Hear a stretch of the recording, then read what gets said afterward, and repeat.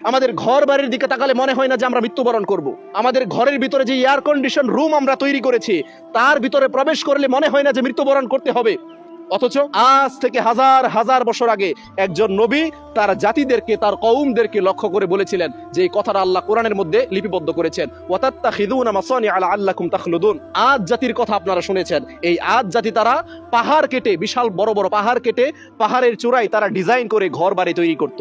পাহাড়টা কেটে একটু ডিজাইন করতো, সেটার ভিতরে তারা ঘর বাড়ি তৈরি করে থাকতো। এই দৃশ্য তাদের নবী, তাদের রাসূল দেখার কারণে তাদের নবী তাদেরকে বলতেছে ওয়াতাত্তাখিযুনা মাসানিআ লাআল্লাকুম তাখলুদুন। আরে তোমাদের ঘর বাড়িগুলো দেখে মনে হচ্ছে যে তোমরা মনে হয় দুনিয়াতেই চিরঞ্জীব থেকে যাবে, তোমাদেরকে মরতে হবে না। এত সুন্দর তোমাদের ঘর বাড়ির অবস্থা। আপনি চিন্তা করতে পারেন আজ থেকে হাজার হাজার বছর আগে, আরে আমাদের নবী যখন এসেছিল তখন কোনো বিদ্যুৎ ছিল না, কারেন্ট ছিল না, এসি ছিল না, ফ্যান ছিল না, লাইট ছিল না, কিছুই ছিল না।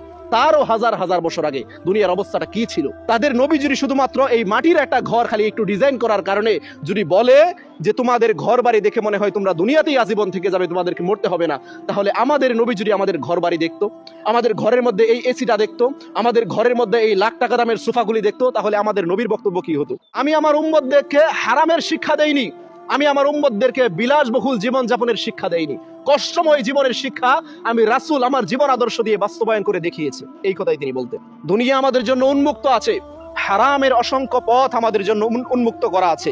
আজকে আপনি হারাম পথে উপার্জন করবেন, আজকে আপনাকে হিসাব দিতে হবে না, কিন্তু পরকালীন জীবনে আপনি হারাম পথে উপার্জন করতে পারবেন না, হালাল পথে উপার্জন করতে পারবেন না, নেকি অর্জন করতে পারবেন না, গুনাহ অর্জন করতে পারবেন না, সেদিন আপনাকে হিসাব দিতে হবে। আজকে আপনি যা করতেছেন এটার জন্য আপনাকে জবাবদিহিতার আন্ডারে দাঁড় করানো হচ্ছে না, কিন্তু পরকালীন জীবনে আপনাকে কিছু করতে দেওয়া হবে না, কিন্তু জবাবদিহিতা করতে হবে।